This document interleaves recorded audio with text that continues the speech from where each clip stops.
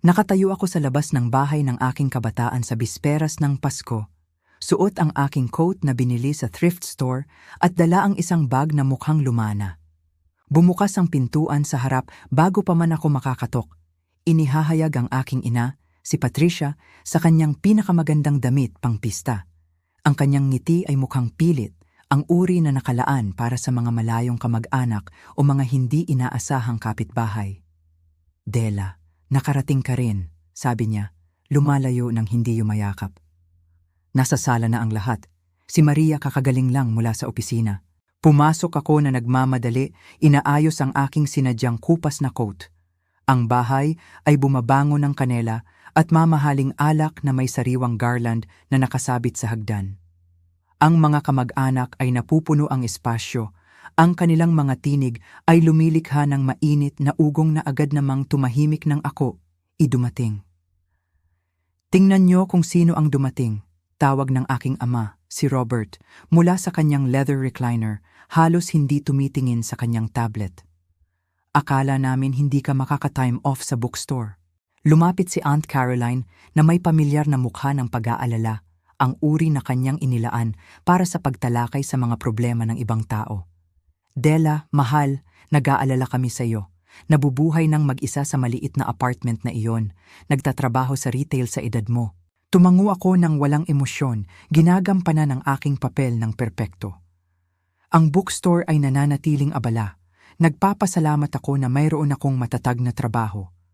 "Matatag na trabaho," inulit ni Uncle Harold na may tawa habang iniikot ang kanyang bourbon. "Isa yan sa mga paraan ng pagtingin dito. Noong 32 ako, pinapatakbo ko na ang sarili kong accounting firm." Lumitaw ang aking pinsan na si Jessica sa tabi niya.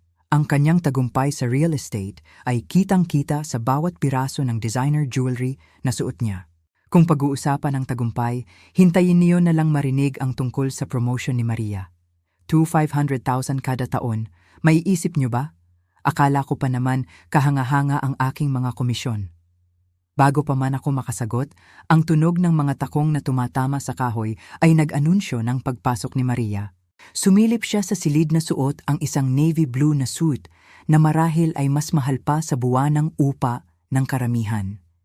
Ang kanyang singsing sa pag-iisang puso ay sumasalamin sa ilaw ng chandelier, nagpapakalat ng mga kumikinang sa dingding. "Pasensya na, lahat, nahuli ako," anunsyo ni Maria, tumatanggap ng mga halik at pagbati mula sa mga kamag-anak. Tinapos ang conference call sa board. Alam niyo naman kung paano ito kapag gumagawa kayo ng mga desisyon na nakakaapekto sa daan-daang empleyado. Sa wakas ay napansin niya ako na nakatayo malapit sa closet ng coat, mahigpit pa rin ang hawak sa aking shabby purse. "Oh, Dela, nagulat akong dumating ka. Alam kong hindi naman talaga hilig mo ang mga family gathering ngayon." "Hindi ko pwedeng palampasin ang pagdiriwang ng iyong tagumpay," mahinahon kong sagot. "Congrats sa promotion mo." Ang ngiti ni Maria ay naging matalim.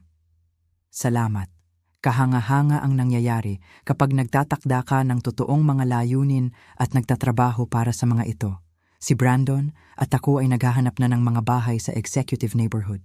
Lumabas ang kanyang fiancé na si Brandon mula sa kusina na may hawak na baso ng alak at inikot ang braso sa baywang ni Maria. "Nag-iisip kami ng isang bahay na may home office at guest quarters. Dela, dapat makita mo ang mga properties na pinuntahan namin. Ang pinakamaliit ay 4,000 square feet." "Mukhang maganda yan," bulong ko, habang pinapanood kung paano sila lahat ay nakasandal upang makinig tungkol sa mga tagumpay ni Maria habang iniiwasan ang mahabang usapan sa akin. Lumapit si Lola Rose na may tungkod, yumuyugyug ang ulo ng malungkot. "Dela, mahal, ano ang nangyari sa maliwanag na batang nanalo sa science fair noong high school? Napakalaki ng potensyal mo." "Minsan ang buhay ay kumukuha ng mga hindi inaasahang pagliko," sabi ko. Pinapanatili ang aking pagiging talunan. "Hindi inaasahang pagliko," inulit ng aking ina, sinimulang ayusin ang mga appetizer sa coffee table. "Talagang isa yan sa mga paraan ng paglalarawan dito. Maria, sabihin mo sa lahat ang tungkol sa iyong bagong opisina. Kahanga-hanga ang mga larawang pinakita mo sa amin." Habang si Maria ay naglalahad ng detalyadong paglalarawan ng kanyang corner office na may tanawin ng lungsod, pinagmasdan ko kung paano ang mga caterer ay mahusay na gumagalaw sa espasyo. Ang aking mga magulang ay halos hindi napansin ang kanilang presensya, tinatrato sila na parang muebles. Ang mga server ay magalang at propesyonal, ngunit nahuli ko ang banayad na pag-ikot ng mata nang ang aking pamilya ay gumawa ng mga mapanuksong kahilingan nang hindi nagsasabi ng please o thank you. Ang usapan ay dumaloy sa paligid ko na parang tubig sa paligid ng bato. Pinag-usapan nila ang mga tagumpay ng korporasyon ni Maria, ang career path ni Brandon sa law firm, ang pinakabagong mga deal sa real estate ni Jessica, at ang mga plano sa pagre-retiro ni Uncle Harold. Kapag ang isang tao paminsan-minsan ay nagtatanong sa akin, ito ay may tono ng obligadong paggalang kaysa sa tunay na interes. Nagtatrabaho si Della sa maliit na bookstore sa downtown. Ipinaliwanag ng aking ina sa isang kaibigan ng pamilya na nagtanong tungkol sa aking trabaho. Hindi malaki pero napapanatili siyang abala. Ili. Maganda naman ang mga libro. Sumagot ang kaibigan na may ngiti na ginagamit ng mga tao kapag hindi sila makaisip ng anumang nakapagpapatibay na sabihin. Nagtapos si Maria malapit sa mantle kung saan ipinaskil ng aking mga magulang ang kanyang mga corporate headshot at mga press clipping. Hindi ko inasahan na maabot ang CEO level ng bata pa, ngunit kapag kumatok ang oportunidad, kailangan mong maging handa na sumagot, at ang ilan sa atin ay handa. Habang ang iba naman ay nag-iisip pa rin ng mga bagay, dagdag ni Uncle Harold nang may pagtutok. Ang pag-atake ay nakatago sa kanyang layunin, ngunit tinanggap ko ito nang walang reaksyon. Sa halip, pinanood ko ang dynamics ng aking pamilya, napansin kung paano sila nagkompetensya para sa atensyon ni Maria habang kolektibong binabaliwala ang aking presensya. Ito ay parang panonood ng isang nature documentary tungkol sa pack behavior. Habang lumilipas ang gabi, narinig ko ang aking mga magulang na tahimik na nag-uusap sa kusina habang inaayos ang mga dessert plate. Hindi nila napansin na nakatayo ako sa hallway at ang kanilang mga salita ay malinaw na narinig sa bukas na pinto. Sigurado ka ba tungkol sa gabi na ito? Tanong ng aking ama. Mukhang medyo malupit kahit na para sa ating mga pamantayan. Kailangan niya ng wake-up call, sagot ng aking ina ng matatag. Ang tagumpay ni Maria ay nagpapakita kung gaano na siya nahuhuli. Baka ang pagtingin sa mga materyales para sa intervention ay mag-udyok sa kanya na gumawa ng ilang pagbabago. Buong pamilya ay nakatuon dito. Hindi natin pwedeng palaging i-enable ang kanyang mediocrity. Naghanda si Maria ng mga talking points para sa bawat isa at mayroon na tayong mga employment application. Oras na para sa tough love. Kumunot ang aking tiyan nang mapagtanto kong nagplano sila ng isang bagay na mas malala pa sa simpleng kahihiyan. Hindi lang ito isang pagdiriwang ng tagumpay ni Maria. Ito ay isang coordinated attack na idinisenyo upang sirain ang kaunting kumpiyansa na sa tingin nila ay natitira pa sa akin. Wala silang ideya na gagawin nila ang kahihiyan sa isang taong nag-empleyo ng mahigit 3,000 katao at nagtayo ng isang technology empire mula sa simula. Muli akong pumasok sa sala kung saan si Maria ay nagbabahagi tungkol sa mga plano sa pagpapalawak ng kanyang kumpanya. Ang pamilya ay nakikinig sa bawat salita, nagtatanong ng matatalinong katanungan at nag-aalok ng masiglang suporta. Ang kaibahan sa kanilang pagtrato sa akin ay hindi maaaring maging mas malinaw. Mas magiging kapanapanabik ang bukas, anunsyo ni Maria, sinusuri ang kanyang telepono. Binubuo ko ang isang partnership na maaaring baguhin ang lahat. Ang hapunan ay nagpatuloy na may ceremonial precision. Bawat kurso ay sinamahan ng mga toast para sa mga tagumpay ni Maria. Nakaupo ako sa dulo ng mesa, kumakain habang nakikinig sa mga detalyadong pagsusuri ng kanyang career trajectory at mga hinaharap na potensyal. Ang usapan ay parang choreographed, na parang lahat ay nag-practice ng kanilang mga papel. Pagkatapos ng main course, tumayo ang aking ama at tinapik ang kanyang wine glass gamit ang kanyang kutsilyo. Bago ang dessert, mayroon tayong ilang espesyal na presentasyon. Nagningning si Maria nang kunin ni Uncle Harold ang isang gift bag mula sa closet sa pasilyo. Una, nais naming maayos na kilalanin ang aming pinakabagong CEO. Anunsyo niya, binibigyan si Maria ng isang eleganteng plaque na kahoy na nakaukit sa kanyang pangalan at titulo. Ang pamilya ay sumabog sa palakpak habang si Maria ay nag-pose para sa mga larawan kasama ang kanyang award. At ngayon, sabi ng aking ina, ang kanyang boses ay nagbabago ng tono. Mayroon din kaming isang bagay para kay Della. Lumapit si Aunt Caroline na may mas malaking bag, ang kanyang mukha ay nagpapakita ng pilit na saya. Alam naming nahihirapan ka kamakailan, mahal, kaya't naghanda kami ng ilang mga bagay na maaaring makatulong. Tinanggap ko ang bag na may nanginginig na kamay. Ginagampanan ang aking papel bilang ang nagpapasalamat, ngunit nalilitong kabiguan ng pamilya. Sa loob, nakita ko ang isang koleksyon ng mga bagay na magiging insulto kung hindi sila masyadong predictable. Pagpaplano ng budget, mga workbook, mga gift card sa discount store at mga employment application para sa mga entry-level na posisyon sa mga lokal na negosyo. Sinuri namin ang mga oportunidad na maaaring maging magandang tugma, paliwanag ni Jessica, kinuha ang isa sa mga application. May posisyon na receptionist sa aking real estate office at alam ni Uncle Harold ang tungkol sa isang opening para sa isang file clerk sa kanyang firm. Ang mahalaga ay ang unang hakbang. Hindi ka maaaring magpatuloy sa pagdrift sa buhay ng walang plano, dagdag ng aking ina.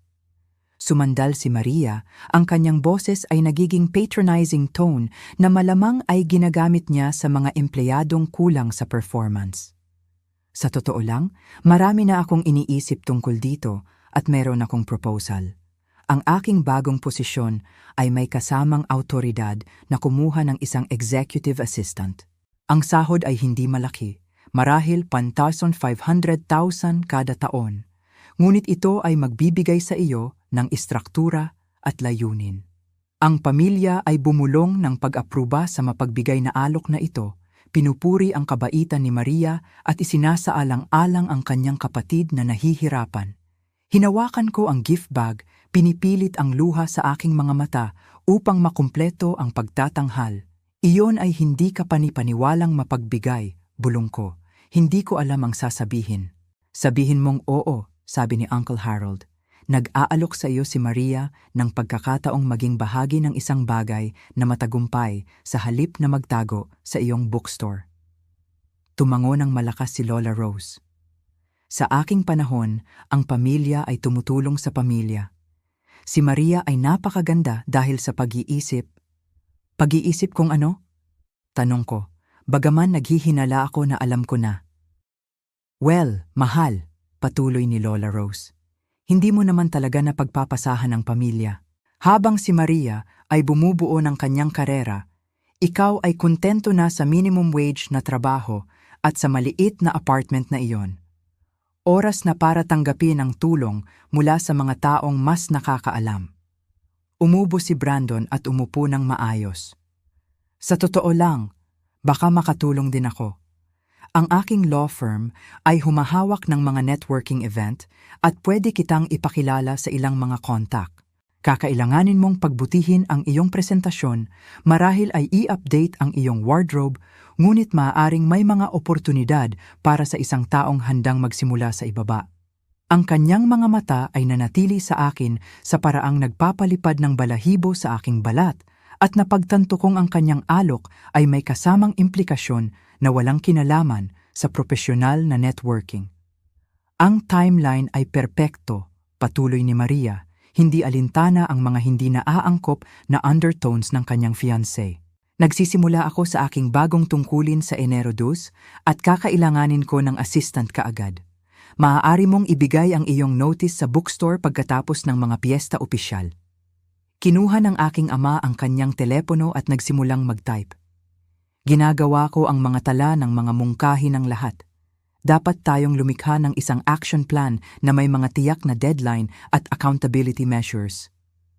Ang accountability ay mahalaga, sumang-ayon si Aunt Caroline.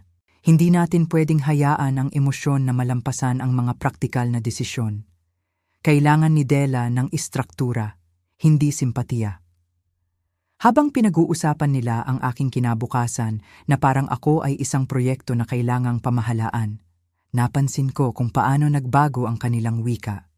Pinag-uusapan nila ako sa ikatlong tao sa kabila ng aking presensya sa mesa.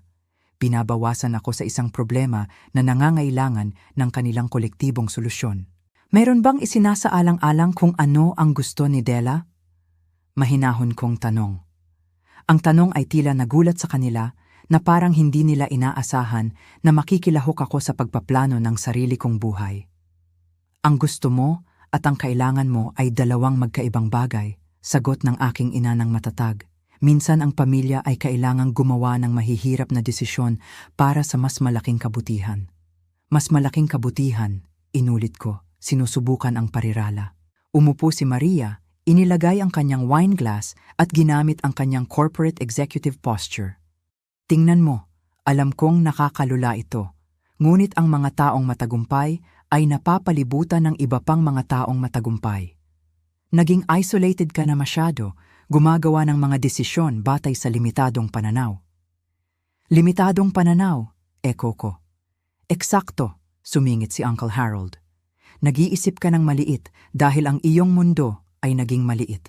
Nagtatrabaho sa retail, nabubuhay mag-isa, walang tunay na social connections, hindi ito malusog. Nang magsimula ako sa real estate, kailangan kong baguhin ng buo ang aking pag-iisip, sabi ni Jessica na may pag-aalinlangan.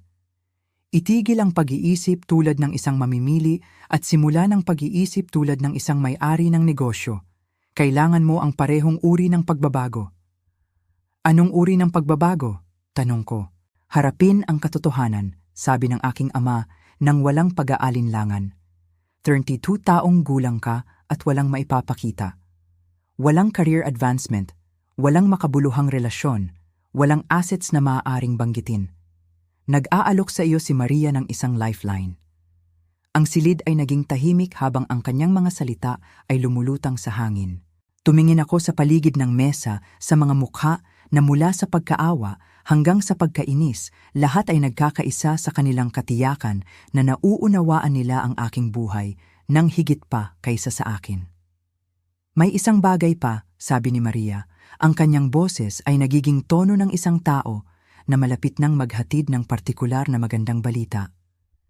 Si Brandon at ako ay may isang anunsyo na gagawing mas espesyal ang pagtitipon ng pamilyang ito. Tumayo siya at hinawakan ang kamay ni Brandon. Ang kanyang singsing sa pag-iisang puso ay sumasalamin sa ilaw ng dining room. Kami ay buntis. Ang mga sanggol ay darating sa Agosto. Ang pamilya ay sumabog sa pagbati at masigasig na pag-uusap tungkol sa mga plano sa nursery at mga pangalan ng sanggol. Sa gitna ng pagdiriwang, si Maria ay lumapit sa akin na may ngiti na hindi umaabot sa kanyang mga mata. Ang sanggol na ito ay magmamana ng lahat ng mahalaga sa legacy ng pamilya, anunsyo niya. Dahil pinili mong huwag mag-ambag sa tagumpay ng ating pamilya, marahil ay maaari kang mag-ambag sa pamamagitan ng pagtulong sa pag-aalaga ng bata. Ito ay magbibigay ng tunay na layunin sa iyong buhay. Ang mungkahi ay lumutang sa hangin na parang isang hamon. Gusto nilang maging lingkod ng pamilya ako. Nagpapasalamat sa pagkakataon na umikot sa mga tagumpay ni Maria habang nag-aambag ng aking paggawa upang suportahan ang kanyang lumalaking imperyo. Ipagmamalaki kong tumulong sa sanggol, mahinahon kong sabi, pinapanatili ang aking fasad habang sa loob ay namamalimos sa kanilang pagiging mapangahas. Magaling, pumalakpak ang aking ina. Tingnan kung gaano mas mabuti ang pakiramdam kapag nagtutulungan tayo, Della. Maaari kang lumipat pabalik sa bahay at tumulong sa sanggol habang nagtatrabaho bilang assistant ni Maria. Ito ay isang kumpletong solusyon. Habang sila ay patuloy na nagpaplano ng aking makitid na kinabukasan, napagtanto ko na ang interbensyong ito ay hindi tungkol sa pagtulong sa akin na magtagumpay. Ito ay tungkol sa pagtiyak na tinanggap ko ang aking lugar bilang kabiguan ng pamilya. Nagpapasalamat sa anumang mga scrap na pipiliin nilang ialok. Kailangan nilang manatili akong maliit upang maramdaman nilang malaki sila. Ang gabi ay malapit nang magkaroon ng mas kawili-wiling pagliko. Pagkatapos ng mga presentasyon ng interbensyon, ang pamilya ay bumalik sa sala para sa kape at dessert. Si Maria ay umupo sa gitnang upuan, tumatanggap ng patuloy na pagbati sa kanyang pagbubuntis at mga tagumpay sa propesyonal. Ang usapan ay natural na napunta sa kanyang bagong papel sa mga plano sa pagpapalawak ng kumpanya. Sabihin mo pa sa amin ang tungkol sa posisyong CEO na ito. Hiniling ni Uncle Harold umupo sa kanyang paboritong upuan na may bagong bourbon. Anong uri ng kumpanya ang RevTech Solutions eksakto? Ang mga mata ni Maria ay nagningning sa sigasig ng isang taong masigasig sa kanyang trabaho.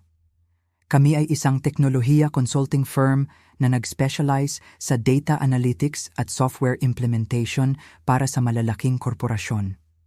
Ang aking promotion ay naglalagay sa akin sa pamamahala ng aming pinakamalaking growth initiative kailanman. Mukhang kahanga-hanga, sabi ni Jessica, ngunit ano talaga ang ibig sabihin nito sa mga tuntunin ng kita at posisyon sa merkado? Nagpoposisyon kami upang maging isang pangunahing manlalaro sa enterprise technology space, paliwanag ni Maria. Ang consulting market ay nagkakahalaga ng bilyon-bilyon at tinatarget namin ang mga Fortune 500 na kumpanya na nangangailangan ng mga sopistikadong solusyon sa tech. Kinuha ni Brandon ang kanyang telepono at nagsimulang mag-research. Si Maria ay nagiging mahinhin. Ang RevTech ay lumago ng 300% sa nakalipas na 2 taon. Siya ay naging instrumento sa pagkuha ng ilang malalaking kontrata. Pagdating sa malalaking kontrata, sabi ni Maria, hindi mapigilan ang kanyang pananabik. Malapit ko nang isara ang pinakamalaking deal sa kasaysayan ng kumpanya. Pinag-uusapan natin ang isang partnership na maaaring doblehin ang aming taunang kita sa isang gabi. Sumandal si Ama na may interes. Anong uri ng partnership ang bumubuo ng ganitong antas ng epekto?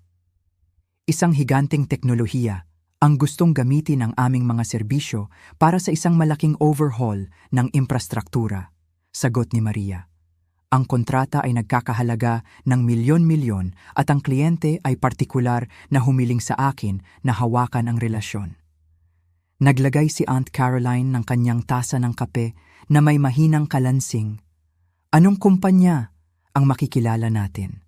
Nag-pause si Maria ng dramatiko, tinatamasa ang sandali bago ang kanyang malaking paghahayag. Tech Vault Industries.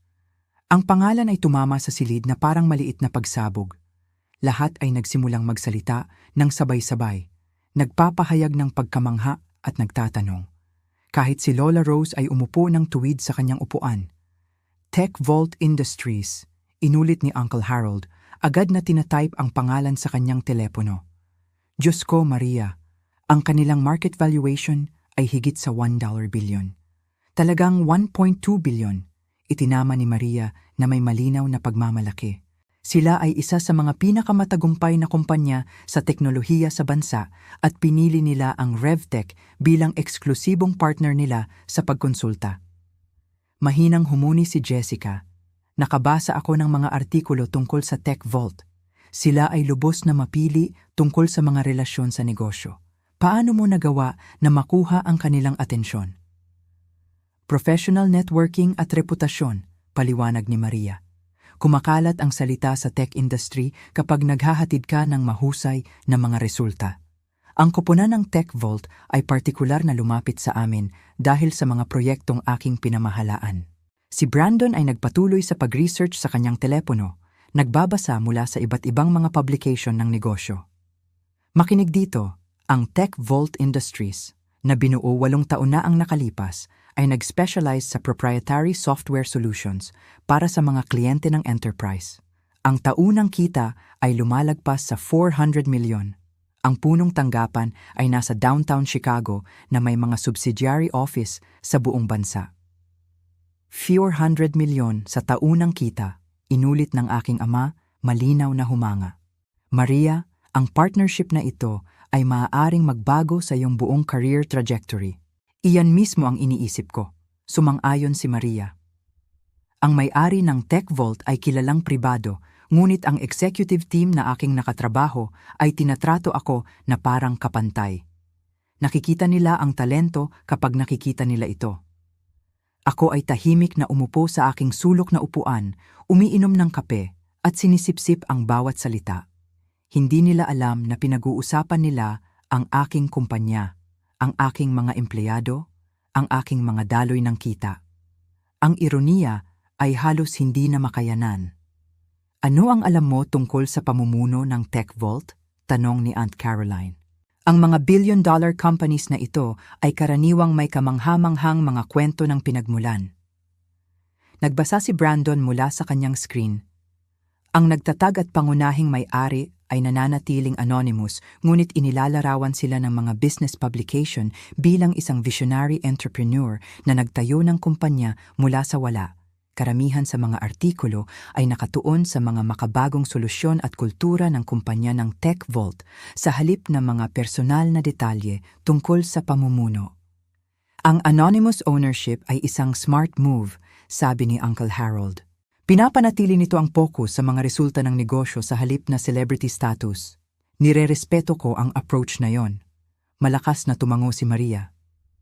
Eksakto. Ang Tech Vault ay gumagana ng may kahangahangang profesionalismo. Bawat interaksyon na mayroon ako sa kanilang koponan ay polished at strategic. Sila ang uri ng kumpanya na nagpapaganda sa RevTech sa pamamagitan ng asosasyon. Kailan mo pinipinalang partnership na ito? Tanong ni Jessica. Bukas talaga, sagot ni Maria. Sa araw ng Pasko. Ang Tech Vault team ay gustong magkita bago ang bagong taon at hindi ko hahayaang makagambala ang holiday timing sa oportunidad na ito. Bahagyang kumunot ang noo ng aking ina. Ang pagtatrabaho sa Pasko ay mukhang hindi karaniwan. Sigurado ka ba na ang kumpanyang ito ay may tamang work-life balance? Nanay, ito ay isang billion-dollar deal, tumawa si Maria. Magtatrabaho ako sa Pasko ng umaga kung hihilingin nila. Bukod pa rito, ang pulong ay isang formalidad lamang upang pumirma ng mga dokumento at talakayin ang mga timeline ng pagpapatupad. Nakahanap si Brandon ng isa pang artikulo at nagsimulang magbasa.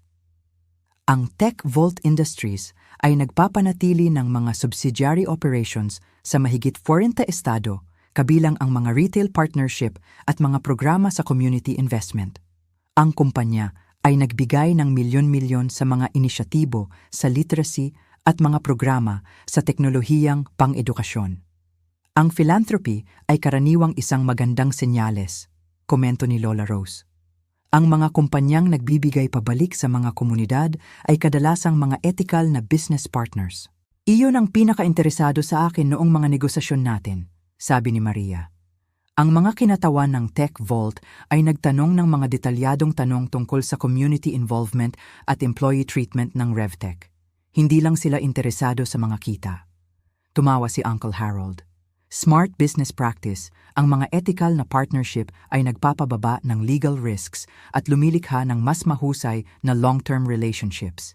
Malinaw na naiintindihan ng Tech Vault founder na ito ang sustainable business principles. Habang patuloy nilang pinag-uusapan ang mga kasanayan sa negosyo at reputasyon ng komunidad ng Tech Vault, namangha ako kung gaano sila kalapit sa pag-unawa kung sino talaga ang kanilang pinag-uusapan. Bawat donasyong pangkomunidad na kanilang pinuri, bawat desisyon sa negosyo na kanilang hinangaan, bawat malikhaing solusyon na kanilang ipinagdiwang, ako mismo ang nagdisenyo at nagpatupad ng mga programang iyon. Medyo kakaiba ang meeting location, dagdag ni Maria halos bilang isang afterthought. Sa halip na sa main headquarters ng Tech Vault, gusto nilang magkita sa isang subsidiary address sa downtown, marahil isang maliit na office space na ginagamit nila para sa confidential negotiations. Ano ang address? Tanong ng aking ama. Kinuha ni Maria ang kanyang telepono at nag-scroll sa mga email. 327 Oak Street. Nakalista ito bilang isang Tech Vault subsidiary location, bagaman hindi ako sigurado kung anong uri ng operasyon ang kanilang ginagawa doon. Ang aking dugo ay nanlamig. Ang 327 Oak Street ay ang address ng aking bookstore. Opisyal na pag-aari ng Tech Vault ang gusali sa pamamagitan ng isang subsidiary corporation. Ngunit si Maria ay malapit nang pumasok sa aking lugar ng trabaho. Umaasa na makakilala ng mga misteryosong executives. Oak Street, nag-isip si Jessica. Nasa downtown iyan malapit sa Arts District, hindi ba? Kawili-wiling pagpipilian para sa isang tech company meeting? Ang mga tech companies ay madalas gumagamit ng mga hindi kinaugaliang espasyo para sa creative brainstorming, iminungkahi ni Brandon. Siguro iyon ang kanilang innovation lab o isang katulad na bagay. Nagkibit-balikat si Maria. Anuman ito, nandoon ako ng eksaktong 2 ng hapon bukas. Ang meeting na ito ay kumakatawan sa lahat ng aking pinaghirapan sa aking karera. Habang ang pamilya ay patuloy na nag-iisip tungkol sa mga operasyon ng negosyo ng TechVault at sa magandang kinabukasan ng aking kapatid, napagtanto ko na nahaharap ako sa isang imposibleng sitwasyon. Sa loob ng wala pang 24 oras, darating si Maria sa aking bookstore umaasa na makakilala ng mga TechVault executives. Ganap na hindi alam na ang kanyang kinamumuhian na kapatid ay nagmamay-ari ng kumpanyang labis niyang pinagsisikapan na pahangain.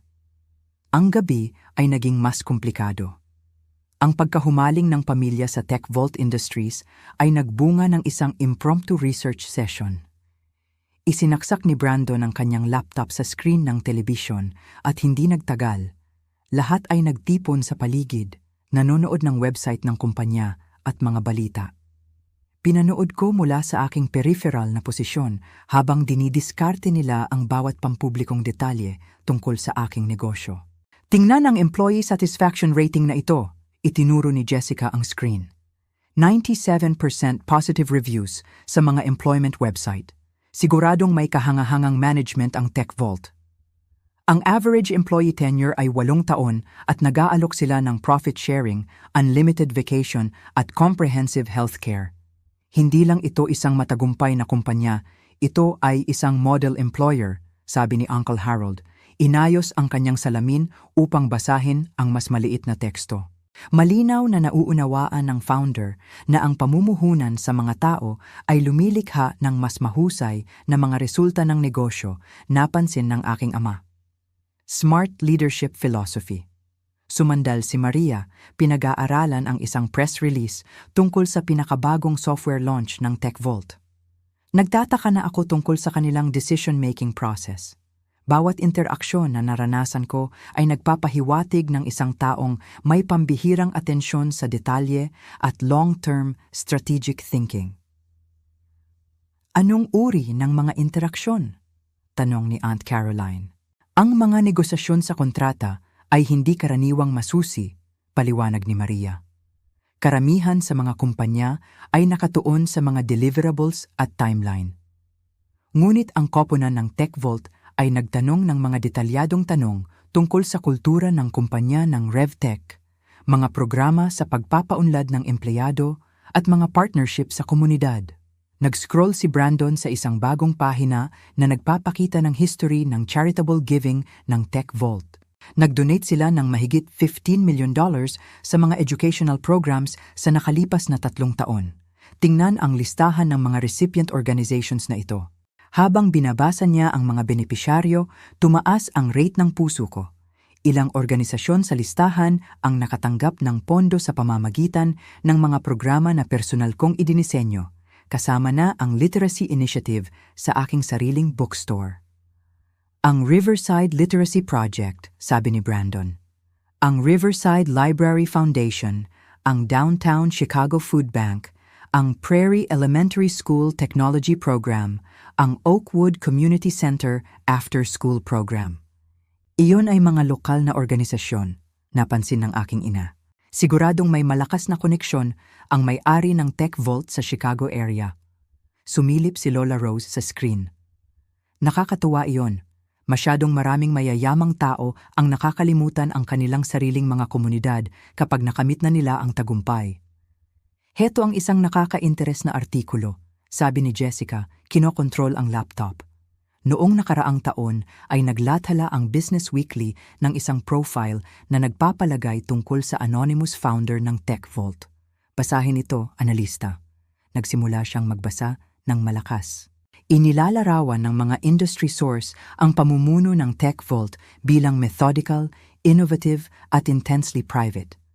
Ang mabilis na paglago ng kumpanya ay nagpapahiwatig ng isang entrepreneur na may technical expertise at exceptional business instincts.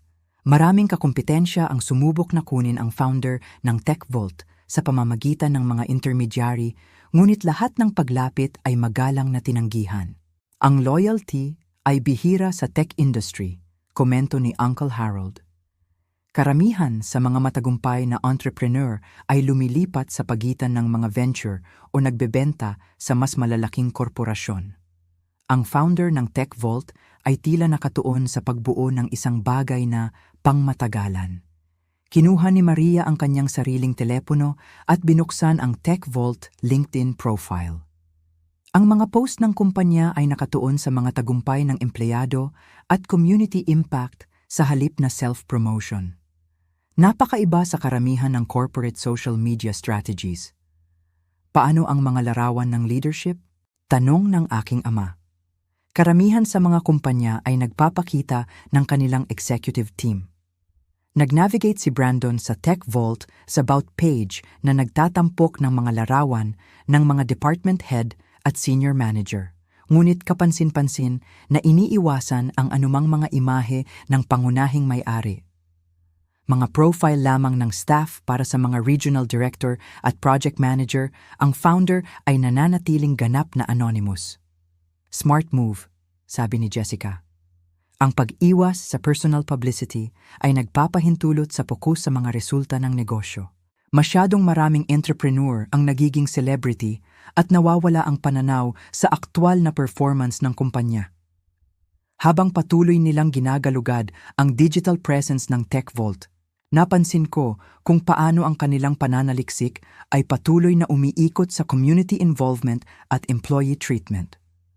Bawat review ng artikulo at business profile ay nag-i-emphasize ng mga ethical practices at long-term thinking ng kumpanya. Heto ang isang bagay na kamangha-mangha, inanunsyo ni Aunt Caroline, nagbabasa mula sa isang trade publication sa kanyang sariling telepono. Ang TechVault ay hindi kailanman nag-layoff ng mga empleyado kahit nasa mga economic downturns. Nag-retrain sila ng mga tao para sa mga bagong tungkulin sa halip na magbawas ng staff. Halos hindi naririnig iyon sa technology sector, sabi ni Brandon. Karamihan sa mga kumpanya ay inuuna ang quarterly earnings kaysa sa workforce stability. Mukhang nag-iisip si Maria. Noong mga negosasyon natin, nagtanong ang mga kinatawan ng TechVault kung paano hinahawakan ng RevTech ang employee development sa mga mahihirap na panahon. Akala ko ay isang hindi karaniwang tanong, ngunit ngayon ay may katuturan. Evaluated nila ang mga potensyal na partner batay sa values alignment. TechVault wants to work with companies that share their approach to business ethics, concluded my father. Maria, you're partnering with exactly the right kind of organization, nods Uncle Harold approvingly. This relationship could define RevTech's reputation for decades. Habang patuloy sila sa kanilang pananaliksik, natuklasan ni Brandon ang isang koleksyon ng mga larawan mula sa iba't ibang mga charity event na tinustusan ng TechVault. Ipinapakita ng mga imahe ang mga kinatawan ng kumpanya na nagbibigay ng malalaking tseke ng donasyon sa mga lokal na organisasyon, ngunit ang mga larawan ay maingat na kinumposo upang hindi ipakita ang pagkakakilanlan ng senior leadership. Tingnan ito, sabi niya, itinuturo ang isang partikular na malabong larawan mula sa isang literacy fundraiser. May isang tao sa background na nagbibigay ng $50,000 na tseke sa Riverside Library Foundation, ngunit ginagawang imposible ng pag-iilaw na makita ang kanilang mukha ng malinaw. Ang pamilya ay nagpasa ng telepono ni Brandon. Bawat isa ay pinag-aaralan ang anino ng figura sa larawan. Nang maabot ng telepono ang akin, agad kong nakilala ang imahe. Ito ay mula sa literacy gala noong nakaraang taon, kung saan personal kong ibinigay ang pondo para sa pinalawak na programming. Mukhang bata ang babae, sabi ni Aunt Caroline nang bumalik ang telepono sa kanya. Marahil nasa 30s. Kahanga-hangang pamumuno para sa isang tao na maaga pa sa kanyang karera. Muling tumingin si Jessica. Ang postura at kasuotan ay nagpapahiwatig ng isang taong komportable sa public speaking, ngunit hindi interesado sa personal na atensyon, lubos na nakatuon sa layunin kaysa sa mga photo opportunities. Masusing pinag-aralan ni Maria ang imahe. Mayroong isang bagay na pamilyar sa silhouette, ngunit hindi ko matukoy. Marahil ay nakakita ako ng mga katulad na larawan mula sa iba pang mga Tech Vault events. Pamilyar sa paanong paraan? Tanong ng aking ina. Isang pangkalahatang pakiramdam ng pagkilala lamang, sagot ni Maria na may pag-iling. Malamang walang partikular. Ang mga matagumpay na babae sa negosyo ay madalas na may katulad na propesyonal na presensya. Tumawa si Uncle Harold. Kapag direktang nagtatrabaho ka na sa Tech Vault, marahil ay makikilala mo rin ang kanilang leadership team kalaunan. Ang anonymous founder na ito ay hindi maaaring manatiling invisible magpakailanman. Sa totoo lang, umaasa ako na ang meeting bukas ay magbibigay ng karagdagang insight sa leadership ng kumpanya, sabi ni Maria.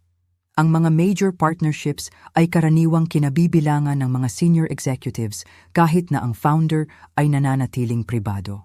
Isinara ni Brandon ang kanyang laptop at idiniskonekta ito mula sa telebisyon. Ikaw ay lubos na mapalad, Maria. Ang Tech Vault ay kumakatawan sa lahat ng nais maging ng RevTech. Ang partnership na ito ay parang pagiging mentored ng mga industry legends. Iyan mismo ang nakikita ko, sumang-ayon si Maria. Ang pagtatrabaho kasama ang Tech Vault ay magpapataas sa reputasyon ng RevTech at magbubukas ng mga pinto sa mga oportunidad na hindi natin ma-access ng independyente. Nagsimulang pag-usapan ng pamilya ang career trajectory ni Maria at ang mga potensyal na pangmatagalang benepisyo ng relasyon sa Tech Vault. Nag-isip sila tungkol sa mga posibilidad ng pagpapalawak, pagtaas ng mga projection ng kita, at mga oportunidad sa profesional na networking na hindi maiiwasang susunod. Ito ay maaaring ang simula ng isang bagay na pambihira, sabi ng aking ina, namumula sa pagmamalaki. Maria, nagposisyon ka para matuto mula sa pinakamahusay sa industriya. Habang patuloy silang nagdiriwang sa nalalapit na tagumpay ni Maria, tahimik akong nakaupo, sinisip-sip ang ironiya ng kanilang sigasig. Bukas, matutuklasan ni Maria na ang kanyang kinamumuhian na kapatid ay ang anonymous founder na kanilang pinag-usapan at hinangaan buong gabi. Ang babaeng itinuturing nilang kabiguan ay nagtayo ng eksaktong uri ng kumpanya na pinakagusto nila. Ang revelasyon ay makakasira ng higit pa sa mga inaasahan ni Maria. Habang ang gabi ay lumipas patungo sa huling yugto nito, ang enerhiya ng pamilya ay umabot sa bagong taas ng celebratory excitement. Si Maria ay naging ang undisputed center of attention, sumasagot sa mga tanong tungkol sa kanyang mga plano, sa hinaharap at tumatanggap ng payo mula sa mga kamag-anak na sabik na mag-ambag sa kanyang success story. Magandang toast tayo, inanunsyo ni Uncle Harold, kumukuha ng mamahaling bote ng champagne mula sa kusina. Ang partnership na ito sa Tech Vault ay karapat-dapat ng pagkilala sa isang bagay na mas mahusay kaysa sa alak. Habang binubuksan niya ang champagne, nag-buzz ang telepono ni Maria na may papasok na tawag.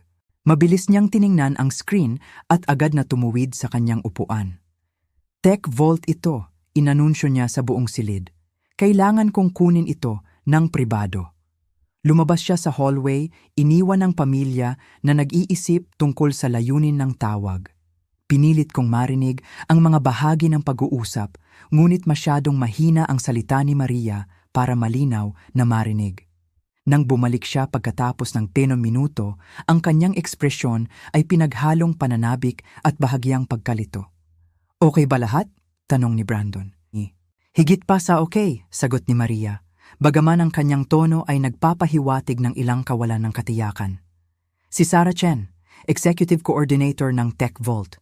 Kinumpirma niya ang meeting bukas at nagbigay ng ilang karagdagang detalye. Anong uri ng mga detalye? Nagtanong ang aking ama. Sumangguni si Maria sa kanyang mga tala sa telepono. Ang meeting location ay tiyak na 327 Oak Street, ngunit hindi ito eksakto kung ano ang inaasahan ko. Ayon kay Sarah, ang gusali ay naglalaman ng maraming operasyon ng Tech Vault, kabilang ang isang uri ng research facility at community outreach center. Research facility, inulit ni Jessica. May katuturan iyon para sa isang technology company, marahil doon nila dine-develop ang bagong software solutions. Binanggit din ni Sarah na ang mga founder ng Tech Vault ay partikular na humiling na hawakan ang meeting na ito ng personal, patuloy ni Maria. Malinaw na ang proposal ng RevTech ay nagustuhan nila ng sapat upang mangailangan ng direktang pakikilahok mula sa leadership ng kumpanya. Ang pamilya ay sumabog sa masiglang pagbati, pinupuri ang achievement ni Maria sa pagkuha ng personal na atensyon mula sa isang napakatagumpay na entrepreneur. Nagtagumpay si Uncle Harold sa pagbukas ng champagne at nagsimulang magbuhos ng mga baso para sa lahat. Ito ay hindi pa nangyayari, sabi ni Brandon, tinatanggap ang kanyang baso. Ang mga anonymous billionaires ay hindi nakikipagpulong ng personal sa mga potensyal na partner. Maria, nakamit mo ang isang bagay na hindi pangkaraniwan. Ano pa ang sinabi ni Sarah sa iyo? Tanong ni Aunt Caroline. Nag-scroll si Maria sa kanyang mga tala. Ang meeting ay nakaschedule ng eksaktong 2:00 ng hapon bukas. Binigyang diin ni Sarah ang punctuality at binanggit na pinahahalagahan ng founder ang direct communication at masusing paghahanda. Mukhang ang isang taong nagpapahalaga sa professionalism, napansin ng aking ina. Magiging bagay ka sa kanilang corporate culture. May isang hindi karaniwang kahilingan, dagdag ni Maria. Nagsuggest si Sarah na dalhin ko ang sinumang miyembro ng pamilya na maaaring interesado sa pag-aaral tungkol sa mga community partnerships ng Tech Vault. Sinabi niyang ang founder ay nagugustuhan ang pagtalakay sa mga lokal na business relationships.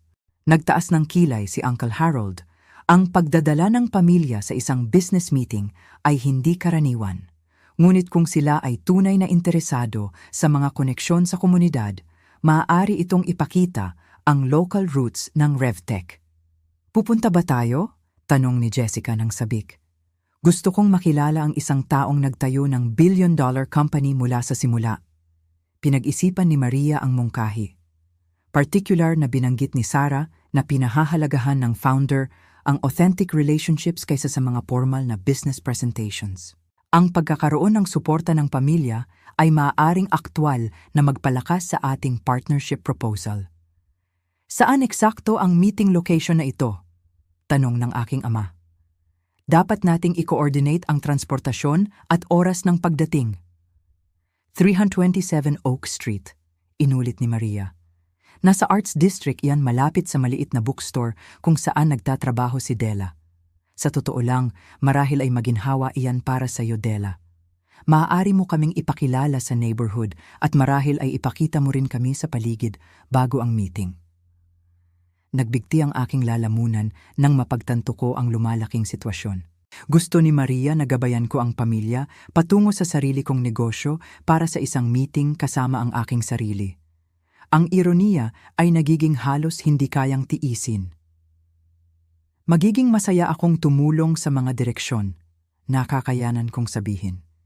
Perpekto, ngumiti si Maria, ang unang tunay na mainit na ekspresyon na itinuro niya sa akin buong gabi. Maaari mo ring buksan ang bookstore ng maaga bukas at hayaan kaming maghintay doon hanggang sa oras ng meeting. Magiging maginhawa ito at ipapakita sa Tech Vault team na ang RevTech ay may matatag na lokal na koneksyon. Kinuha muli ni Brandon ang kanyang telepono. Curious ako tungkol sa gusaling ito.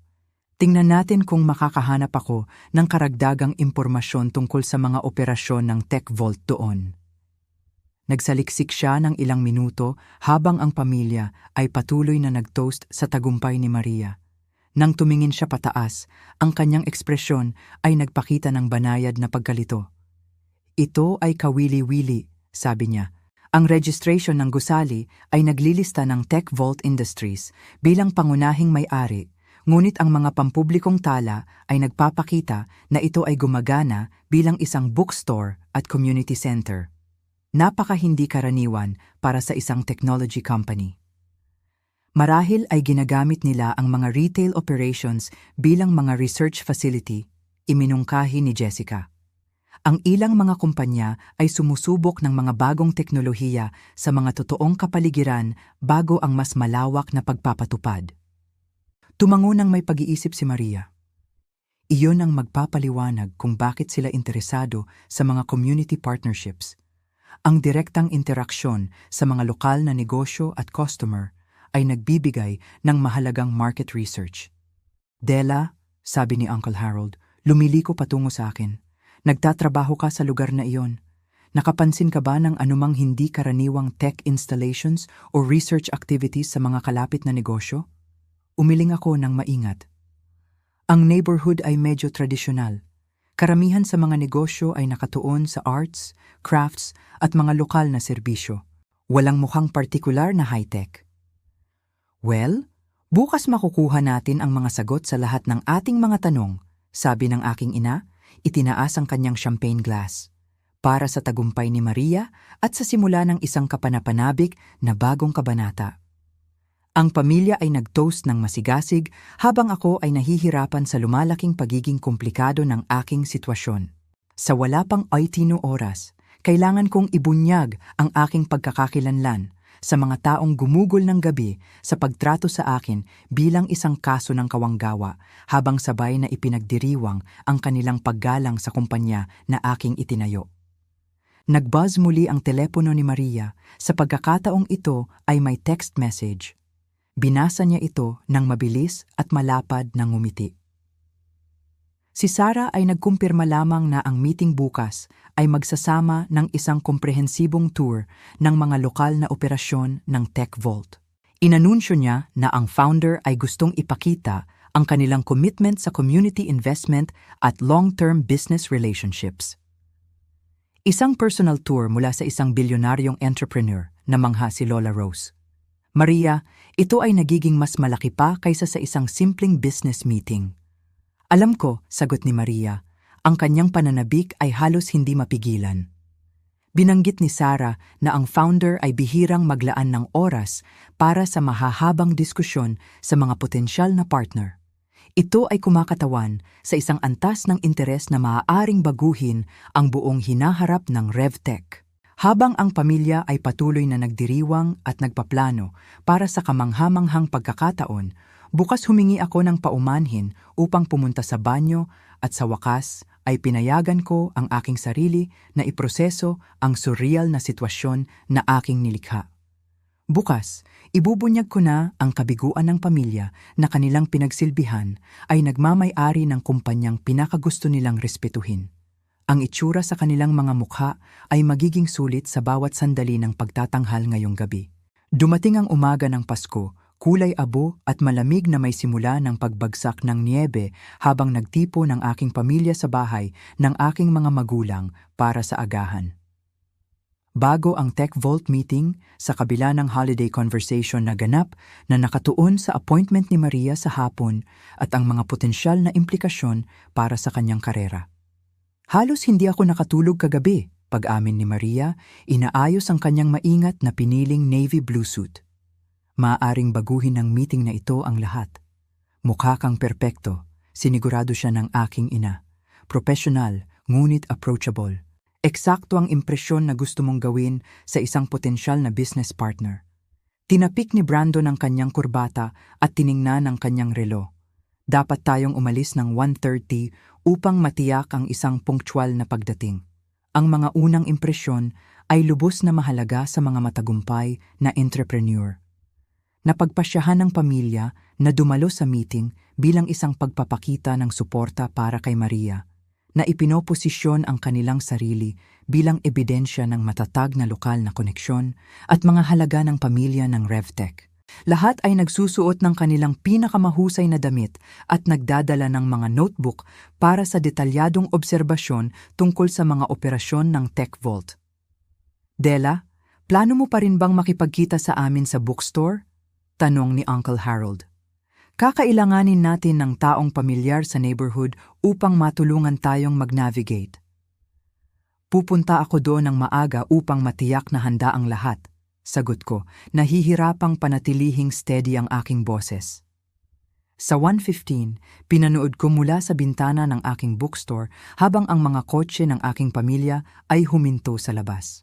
Si Maria ang unang lumabas na sinusundan ng aking mga magulang, Brandon, Uncle Harold, Aunt Caroline, Jessica at maging si Lola Rose, na iginiit na masaksihan ang makasaysayang sandaling ito sa kabila ng kanyang mga hamon sa paggalaw. Binuksan ko ang front door at binati sila ng parehong mahinang disposisyon na aking napanatili sa buong nakaraang gabi. Maligayang pagdating sa aking lugar ng trabaho, sabi ko. Ang meeting location ay dapat nasa malapit. Tiningnan ni Maria ang bookstore na may magalang na interes habang ang iba ay sinusuri ang mga estante at mga komportabling reading area. Kaakit-akit ito, Della. Talagang cozy at welcoming, sabi niya. Marahil ay pinili ng Tech Vault ang neighborhood na ito dahil sa authentic community atmosphere nito. Saan eksakto tayo dapat makipagkita sa mga executives na ito? Tanong ng aking ama, sinusuri ang kanyang telepono para sa oras. Ayon sa address na ibinigay ni Sarah, ito dapat ang eksaktong gusaling ito, sagot ni Maria. Sinusuri ang kanyang email.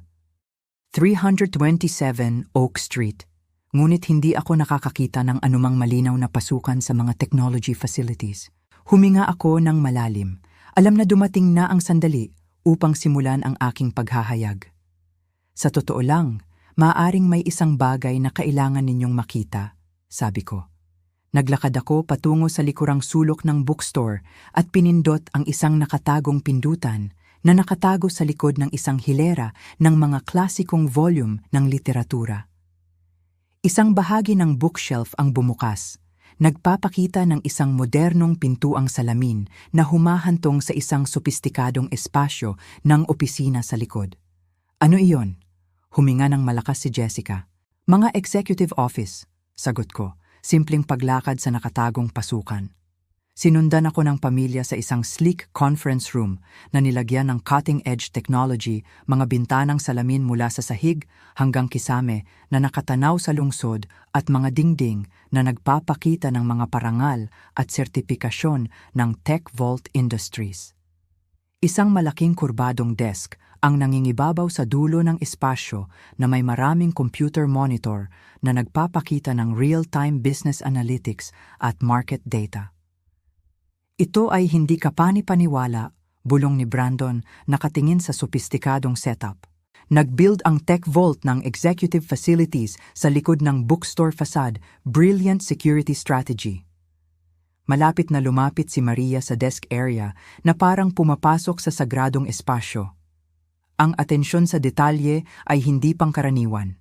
Ang opisina na ito ay marahil nagkakahalaga ng higit pa sa karamihan ng mga bahay. Lumipat ako sa likod ng executive desk at inaktibo ang pangunahing sistema ng computer. Maraming screen ang umilaw, nagpapakita ng mga dashboard ng Tech Vault Industries, mga financial report at mga buod ng operasyon. Ang pamilya ay nagtipon sa paligid, nabighani sa lawak at komplikasyon ng data na dumadaloy sa mga monitor. Della, marahil ay dapat tayong maghintay sa labas, sabi ng aking ina ng nerbiyoso. Ito ay pribadong corporate space at ayaw nating makagambala sa mahalagang kagamitan sa negosyo. Sa totoo lang, sabi ko, umupo sa leather executive chair. Sa tingin ko, oras na para tayo ay mag-usap. Mayroong isang bagay sa aking tono na nagpatalikod sa kanilang lahat upang tumingin sa akin ng direkta. Sa unang pagkakataon sa loob ng maraming taon, nakuha ko ang kanilang kumpletong atensyon. Ako ang founder at CEO ng Tech Vault Industries. Inanunsyo ko ng mahinahon. Ito ang aking kumpanya, ang aking opisina, at ang aking pulong kay Maria. Ang katahimikan ay tumagal ng halos 30 segundo habang pinoproseso nila ang aking mga salita. Si Maria ang unang nagsalita, ang kanyang boses ay halos hindi maririnig. Imposible iyan. Binuksan ko ang aking laptop at ipinakita ang mga corporate documents ng Tech Vault na nagpapakita ng aking pangalan bilang founder at pangunahing shareholder. Pagkatapos ay naglabas ako ng mga bank statement na nagpapakita ng mga assets ng kumpanya at aking personal na yaman na sinundan ng mga business license at regulatory filings na may petsang 8 taon. Della Chen Morrison, nabasa ko mula sa mga legal na dokumento. Founder at CEO, Tech Vault Industries. Personal net worth, humigit kumulang 70,000 bilang ng Disyembre 24, 2024. Napaupo si Uncle Harold sa isang upuang malapit, Nakatingin sa ebidensya na nakalatag sa mesa. Ito ay dapat na isang biro o isang misunderstanding. Hindi biro, sagot ko, ina-access ang aking executive calendar at nagpapakita ng mga buwan ng mga naka-schedule na pulong sa mga Fortune 500 na kumpanya, mga leader ng industriya ng teknolohiya at mga opisyal ng gobyerno. Pinapatakbo ko ang Tech Vault Industries mula noong 34 taong gulang ako. Ang mukha ni Maria ay nagbago mula sa pagkalito, kawalan ng paniniwala at papalapit na takot habang nagiging malinaw ang mga implikasyon. Nagsinungaling ka sa amin sa loob ng maraming taon. Hindi ako nagsinungaling tungkol sa anumang bagay, na itama ko. Pag-aari ko ang bookstore kung saan ako nagtatrabaho kasama ang ilang iba pang mga negosyo. Hindi ko lang kailanman na itama ang inyong mga palagay tungkol sa aking tagumpay o pinansyal na sitwasyon. Nakatingin ang aking ama sa mga computer screen na nagpapakita ng real-time revenue streams at market analytics. Bakit mo hinayaan kaming maniwala na nahihirapan ka sa pananalapi? Dahil gusto kong makita kung paano ninyo tinatrato ang isang tao kapag sa tingin ninyo ay wala na silang pera or social status. Paliwanag ko. Ang interbensyon kagabi ay nagpakita mismo kung anong uri ng mga tao kayo talaga. At si Caroline ay nakahanap ng kanyang tinig. Ngunit nagpanggap kang nagpapasalamat sa aming tulong at mga mungkahi. Gusto kong makita kung gaano kalayo ang mapupuntahan ninyo sa inyong condescending charity, sagot ko.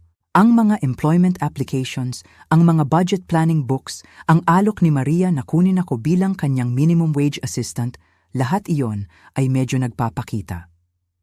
Kinuha ni Brandon ang kanyang telepono at nagsimulang mabilis na mag-Google ng aking pangalan na kasama ang Tech Vault Industries.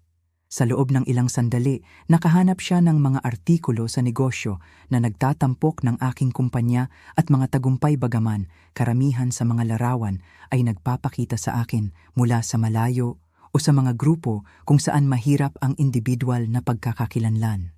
Heto, sabi niya, ipinapakita kay Maria ang isang malabong larawan mula sa isang technology conference.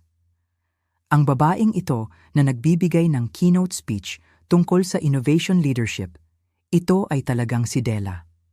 Agad na inagaw ni Maria ang telepono at pinag-aralan ang larawan, inihahambing ito sa akin na nakaupo sa likod ng executive desk. Ang ebidensya ay hindi maitatanggi. Ngunit patuloy siyang umiling sa pagtanggi. Hindi ito makatuwiran, iginiit niya. Ang mga matagumpay na negosyante ay hindi nagtatago sa mga bookstore na nagpapanggap na mga kabiguan. Hindi ako nagpapanggap na anumang bagay, sabi ko. Nagpasya ka na ako ay isang kabiguan at tinrato mo ako ng naaayon. Hindi ko lang naitama ang iyong mga palagay. Sa wakas ay nakahanap si Jessica ng kanyang tinig. Kailan mo nalaman ang tungkol sa proposal ng kontrata ng RevTech? Personal kong sinusuri ang iyong partnership application sa loob ng 6 na linggo, pag-amin ko. Ang iyong paunang presentasyon ay kahanga-hanga, ngunit palagi kong sinusuri ng lubusan ang mga potensyal na partner, kabilang ang kanilang mga personal na relasyon at pagkatao. Nagpalitan ng mga nakakabahalang tingin ng pamilya nang mapagtanto nila ang mga implikasyon. Lahat ng kanilang sinabi at ginawa sa aking presensya ay naobserbahan at posibleng naiulat sa mismong tao na sinusubukan ni Maria na pahangain. Nagmanman ka sa amin, inaakusa ni Maria. Kinikilala ko ang kapatid na gustong makipag-partner sa aking kumpanya, na itama ko. Ang pagtatasa ng pagkatao ay isang mahalagang bahagi ng pagsusuri ng relasyon sa negosyo. Tumingin si Uncle Harold sa sophisticated office space na may bagong pagkaunawa. Lahat ng mga tanong na yon, ang mga kinatawan ng Tech Vault ay nagtanong tungkol sa company culture at employee treatment. Iyon ay ikaw na sinusuri ang mga values ng RevTech. Eksakto. Hindi ako nakikipag-partner sa mga taong kulang sa integridad o hindi maganda ang pagtrato sa iba. Biglang tumunog ang telepono ni Maria at sinagot niya ito ng automatiko bago mapagtanto na ang caller ID ay nagpapakita ng Tech Vault Industries. Hello, pamilyar na boses ni Sarah Chen mula sa Tech Vault ang narinig sa speaker. Tumatawag ako upang ipaalam sa iyo na ang aming CEO ay natapos na ang kanyang pagsusuri sa RevTech Partnership Proposal. Sa kasamaang palad, pagkatapos suriin ang lahat ng available na impormasyon, nagpasya siyang tanggihan ang kontrata. Naging puti ang mukha ni Maria. Ngunit bakit? Sa tingin ko ay maayos ang takbo ng meeting. Ang CEO ay partikular na nag-alala tungkol sa personality compatibility at ang approach ng RevTech sa family relationships at employee development. Ang TechVault Industries ay nagbibigay prioridad sa mga partner na nagpapakita ng pare-parehong paggalang sa iba anuman ang kanilang perceived social o economic status. Nagtapos ang tawag sa telepono, nag-iwan kay Maria na nakatingin sa kanyang device sa pagkabigla. Sa paligid ng conference table, nagsimulang maunawaan ng aking pamilya na ang kanilang pag-uugali ay naidokumento at nasuri ng mismong tao na kanilang pinagsisikapan na pahangain. Sinira mo ang aking karera, bulong ni Maria. Sinira mo ang sarili mong karera, mariin kong sagot. Inobserbahan ko lang kung paano mo tratuhin ang mga tao. Kapag sa tingin mo ay hindi nila kayang makaapekto sa iyong tagumpay, ang TechVault Industries ay hindi nakikipagtrabaho sa mga kumpanya na kulang sa basic human decency. Ang katahimikan sa aking opisina ay hindi komportabling lumawig habang ang aking pamilya ay nahihirapan sa kumpletong pagbaliktad ng lahat ng kanilang inakala na nauunawaan tungkol sa ating mga relasyon at ang aking lugar sa mundo. Si Maria ay nanatiling nakaupo sa kanyang upuan, nakatingin sa kanyang telepono na parang ang tawag ni Sarah ay maaaring magbago sa pamamagitan ng kahit anong paraan. Kailangan kong maintindihan ang isang bagay. Sa wakas ay sinabi ng aking ama. Ang kanyang boses ay walang laman. Kung naging matagumpay ka na sa ganito katagal, bakit hindi mo sinabi sa amin? Sumandal ako sa aking executive chair. Pinag-iisipan kung paano ipaliwanag ang mga tao ng naipong pagkadismaya at pagkabigo. Sinubukan ko talaga, maraming beses, sabi ko. Naaalala mo ba nung 3 taon na ang nakalipas nang binanggit ko ang pagpapalawak ng aking mga operasyon sa negosyo? Inakala ninyo na ang ibig kong sabihin ay pagdaragdag ng coffee bar sa bookstore. Iba iyon, protestang mahina ng aking ina. Paano noong binanggit ko ang aking investment portfolio at tumawa si Uncle Harold at sinabing marahil ay mayroon akong $50 sa isang savings account? O noong binanggit ko ang paglalakbay sa mga technology conferences at inakala ni Jessica na dumadalo ako bilang isang uri ng vendor at si Caroline naman ay hindi komportable na nakaupo? Akala namin ay optimistiko ka tungkol sa maliit na paglago ng negosyo. Inakala ninyo na ako ay delusional, na itama ko. Sa tuwing nagbabahagi ako ng magandang balita o binabanggit ang mga profesional na tagumpay, mayroong isang tao sa pamilyang ito na nakahanap ng paraan upang bawasan o baliwalain ang aking sinasabi. Sa huli, tumigil ako sa pagtatangkang ibahagi ang anumang makabuluhan tungkol sa aking aktwal na buhay. Umubo si Brandon nang may pag-aalangan. Ngunit siguradong maaari kang maging mas direkta tungkol sa iyong tagumpay. Tulad ni Maria na direkta tungkol sa kanya, tama ba? Mahigpit kong tanong. Inanunsyo niya ang bawat promotion, bawat pagtaas ng sahod, bawat profesional na tagumpay. Pinalakpak ninyo ang bawat milestone na may sigasig at pagmamalaki.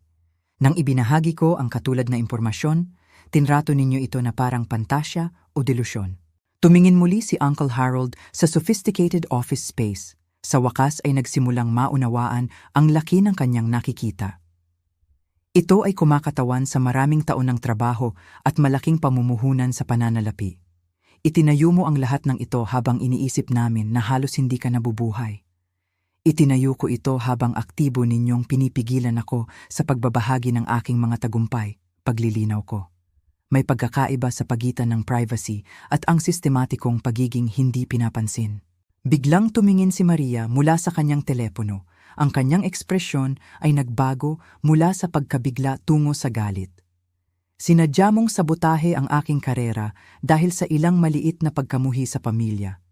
Sinuri ko ang isang partnership sa negosyo batay sa pagkatao at integridad, mahinahong sagot ko. Ang katotohanan na nabigo ka sa pagsusuring iyon ay nagpapakita ng iyong mga pagpipilian, hindi ang akin. Anong mga pagpipilian? Demand ni Maria. Nagsikap ako ng husto upang buuin ang aking karera. Nagsikap ka upang isulong ang iyong sarili habang hindi maganda ang pagtrato sa iba, sabi ko. Noong gabi, nag-alok ka sa akin ng minimum wage job bilang iyong personal assistant. Ginamit mo ang mungkahi na dapat akong magpasalamat sa pagkakataon na pagsilbihan ka. Inanunsyo mo na ang iyong sanggol ay magmamana ng lahat ng mahalaga sa pamilya dahil hindi ako nag-ambag sa iyong kahulugan ng tagumpay. Ang mga salita ay lumutang sa hangin habang napagtanto ni Maria kung paano narinig ang kanyang pahayag kapag inulit pabalik sa kanya. Sa paligid ng mesa, iba pang mga miyembro ng pamilya ang nagsimulang hindi komportableng gumalaw habang naaalala nila ang kanilang sariling mga kontribusyon sa interbensyon ng nakaraang gabi.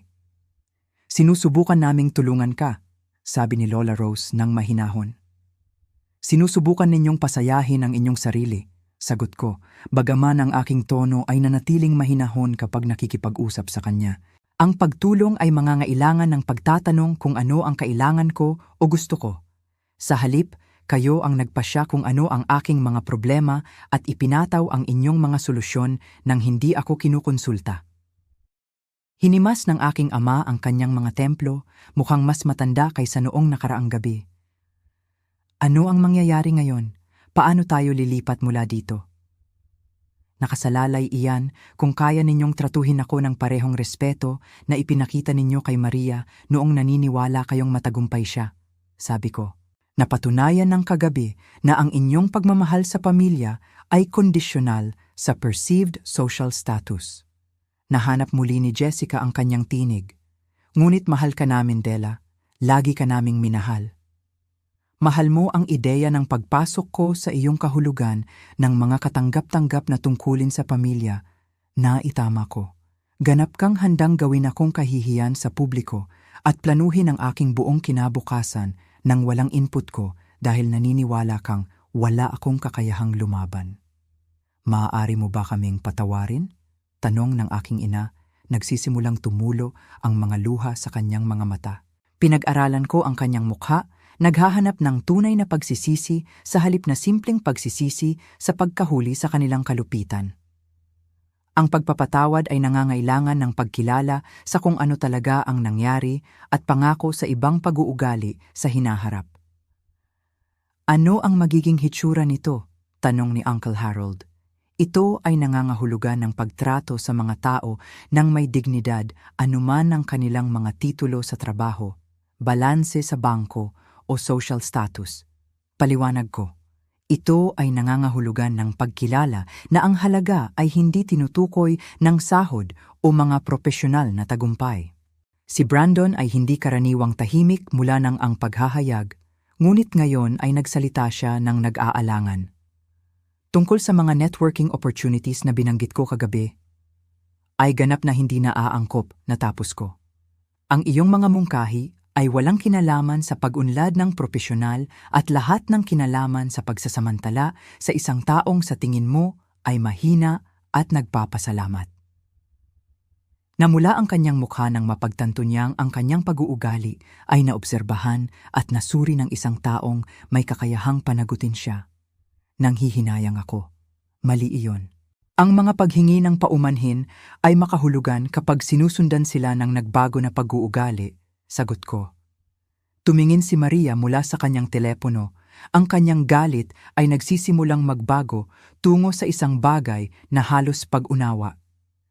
Hindi ko alam kung paano ipoproseso ito. Lahat ng inakala kong alam ko tungkol sa aming family dynamics ay mali. Hindi mali na itama ko. Lamang ay hindi kumpleto. Alam na alam mo ang family dynamics. Hindi mo lang napagtanto na ang kapatid na iyong tinatrato ng hindi maganda ay may kakayahang makaapekto sa iyong mga profesional na adhikain. Well, rerepasuhin mo ba ang RevTech partnership? Tanong niya ng mahinahon. Pinag-isipan ko ang tanong ng maingat. Ang Tech Vault Industries ay nakikipag-partner sa mga kumpanya na nagpapakita ng pare-parehong ethical na pag-uugali at paggalang sa iba. Kung mapapatunayan ng RevTech ang commitment na iyon sa paglipas ng panahon, maaaring magkaroon ng mga oportunidad sa hinaharap. Paano natin mapapatunayan iyon? Magsimula sa kung paano mo tratuhin ang iyong kasalukuyang mga empleyado, lalo na ang mga nasa junior positions, iminungkahi ko. Pagkatapos ay suriin kung paano ka nakikipag-ugnayan sa mga service worker, vendor, at sino mang iba pa na maaaring agad na makinabang sa iyong career advancement. At sumandal si Caroline. Paano naman ang natitira sa amin? Paano namin mababawi ang mga relasyon sa iyo? Sa parehong paraan na iyong binubuo ang anumang malusog na relasyon, sagot ko. Sa pamamagitan ng pare-parehong magalang na pag-uugali sa paglipas ng panahon. Patunayan na pinahahalagahan mo ako bilang isang tao, sa halip na bilang isang taong maaaring maging kapaki-pakinabang sa iyong mga sariling layunin. Muling tumingin ang aking ama sa opisina, tinitingnan ang ebidensya ng tagumpay na ganap nilang napalampas. Nabigo ka namin bilang isang pamilya, ganap at tuluyang. Nabigo kayong makita ako ng malinaw, sumang-ayon ako. Ngunit ang pagkabigo ay hindi kailangang maging permanente kung kayo ay handang matuto mula rito. Nahirapang tumayo si Lola Rose gamit ang kanyang tungkod. Pagkatapos ay dahan-dahang naglakad sa paligid ng desk patungo sa aking kinauupuan. Nakakahiya ako sa kung paano namin tinrato ka kagabi. Nararapat ka ng mas mabuti mula sa lahat sa atin, ngunit lalo na mula sa akin. Ang kanyang paghingi ng paumanhin ay may bigat dahil ito ay dumating ng walang mga dahilan o pagtatangkang paliitin ang pinsalang kanilang naidulot. Tumayo ako at maingat siyang niyakap. Pinahahalagahan ang kanyang kahandaang kilalanin ang katotohanan ng walang paglihis. Salamat sa pagsasabi niyan, sagot ko. Mas malaki ang ibig sabihin nito kaysa sa alam ninyo. Sa susunod na oras, nagpatuloy kami sa pagtalakay sa mga taon ng naipong hindi pagkakaunawaan at mga nawalang pagkakataon para sa tunay na koneksyon. Ang ilang mga miyembro ng pamilya, tulad ni Lola Rose at ng aking ama, ay tila tunay na nakatuon sa muling pagbuo ng ating mga relasyon sa mas malusog na pundasyon. Ang iba, lalo na si Jessica at Uncle Harold, ay tila mas nababahala tungkol sa mga potensyal na oportunidad sa pananalapi kaysa sa aktwal na pag-aayos ng pamilya. Si Maria ay tahimik na umupo sa karamihan ng pag-uusap, pinoproseso ang kumpletong pagkasira ng kanyang pananaw sa mundo. Sa wakas, muli siyang nagsalita. Kailangan kong humingi ng paumanhin para sa higit pa sa kagabi lamang, sabi niya ng dahan-dahan. Nagpalipas ako ng mga tao ng pakikipagkumpetensya sa iyo sa halip na suportahan ka. Inakala kong ang iyong kakulangan ng malinaw na tagumpay ay nagpapaganda sa aking mga nakamit bilang paghahambing. Ang tagumpay ay hindi isang zero-sum game, sagot ko. Ang iyong mga nakamit ay hindi nagiging mas makabuluhan dahil sa iba pang mga tao ay nagtatagumpay din. Alam ko na ngayon, sabi niya. Ngunit hindi ko alam noon at hinayaan kong masira ng kamangmangan na iyon ang ating relasyon. Habang lumilipas ang hapon ng Pasko, sinimulan namin ang mahirap na gawain ng muling pagtatayo ng mga koneksyon ng pamilya batay sa katapatan sa halip na mga hula. Ang ilang mga relasyon ay mas madaling makabawi kaysa sa iba, ngunit ang pag-uusap ay nagtatag ng isang pundasyon para sa tunay na koneksyon sa halip na mga dinamikong pagtatanghal na nagdomina sa ating mga interaksyon sa loob ng maraming taon. May isang bagay pa na dapat mong malaman, sabi ko habang naghahanda ang pamilya na umalis. Ang mga literacy programs at community investments na binasa ninyo kagabi. Kasama nila ang pondo para sa mga lokal na educational initiatives, job training programs, at small business development grants. Tinulungan mo pala ang komunidad ng hindi nagpapakilala na pagtanto ng aking ina. Nag-invest ako sa lugar na tinatawag kong tahanan, na itama ko. Ang tagumpay ay walang saysay kung hindi ito nag-aambag sa isang bagay na mas malaki kaysa sa personal na tagumpay. Mukhang nag-iisip si Maria. Iyon ang dahilan kung bakit ang mga kinatawan ng Tech Vault ay nagtatanong ng maraming tanong tungkol sa community involvement sa ating mga negosasyon. Eksakto. Nakikipag-partner ako sa mga organisasyon na nagbabahagi ng aking commitment sa pag-angat sa iba sa halip na pagyapak sa kanila upang umakyat ng mas mataas. Habang kinukuha nila ang kanilang mga quote at naghahanda na bumalik sa kanilang mga pagdiriwang ng Pasko, ang dynamics ng pamilya ay nagbago ng malaki mula noong nakaraang gabi.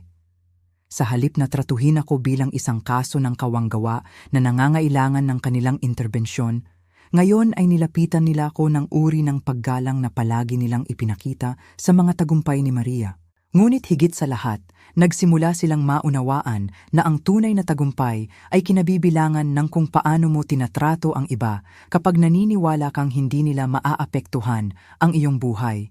Hindi lamang kung paano ka nagtatanghal kapag sinusubukan mong pahangain ang isang makapangyarihan.